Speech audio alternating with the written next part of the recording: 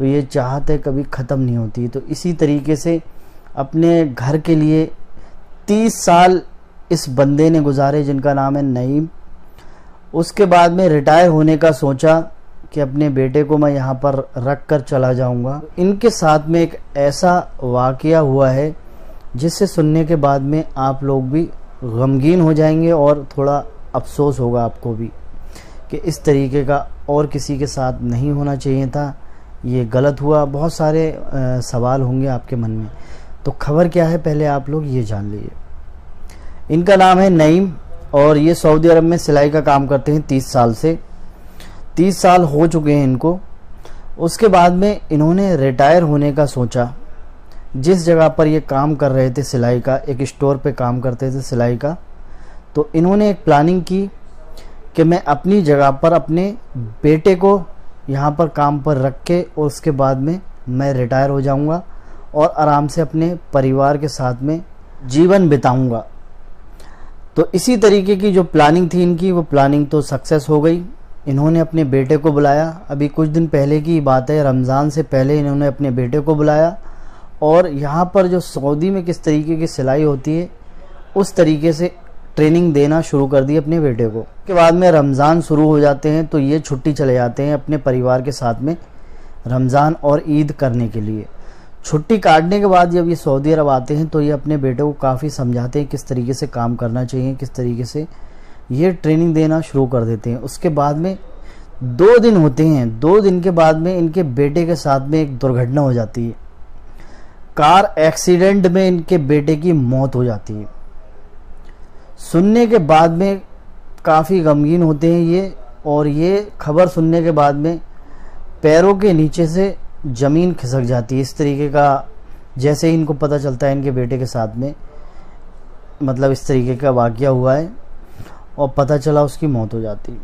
जिस तरीके की इनकी प्लानिंग थी, प्लानिंग तो सक्सेस हो गई थी। अपने बेटे को इन्होंने बुला लिया था और ये काम समझा के उसके बाद में ये रिटायर होना चाहते थे। उसके बाद में सोचिए उस बाप के ऊपर क्या बीती होगी। तो उनके बाप का कहना था कि मैंने अपने बेटे को ही नहीं दफनाया बल्कि अपनी सारी ज़िंदगी को दफना दिया है, क्योंकि अब उनको सारी ज़िंदगी काम करना पड़ेगा। उनका ये कहना है कि अब सारी ज़िंदगी जब तक मैं मर नहीं जाता तब तक मुझे काम करना पड़ेगा अपने घर वालों के लिए, अपने घर वालों के खाने पीने के लिए। तो इस तरीके का वाक़या पेश आया है इनके साथ में। आप समझते होंगे बहुत से लोग सऊदी अरब में रहते हैं, उन लोगों को पता होगा, क्योंकि सऊदी अरब में आते तो हैं 2-4 साल के लिए, लेकिन वो काफ़ी साल बिता देते हैं। क्योंकि बहुत से लोग यही कहते हैं कि हम 2 साल रहेंगे, 4 साल रहेंगे, फिर उसके बाद में हम वापस चले जाएंगे। लेकिन यहाँ पर आने के बाद में उनका जो माइंड होता है वो बदल जाता है। क्यों? जो बंदा 15-20 हज़ार रुपये इंडिया में या फिर अपने देश में कमा रहा था, यहाँ पर आने के बाद में 30-40-50 हज़ार रुपये कमाने लगता है तो उसके खर्चे भी बढ़ जाते हैं। उसके बाद में वो घर बनाने लगता है इधर उधर, मतलब कुछ ना कुछ करने ही लगता है। जो चाहत होती है वो बढ़ती चली जाती है। तो इस तरीके से अगर वो घर पर वापस भी जाता है बंदा तो वो कुछ दिन काटता है घर पे, फिर उसके बाद में सऊदी अरब वापस आ जाता है, क्योंकि जो उसकी चाहत है वो बढ़ गई है।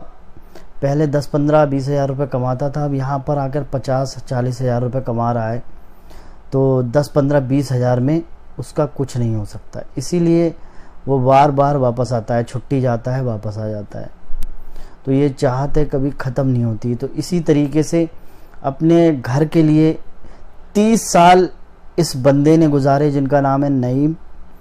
उसके बाद में रिटायर होने का सोचा कि अपने बेटे को मैं यहाँ पर रख कर चला जाऊँगा।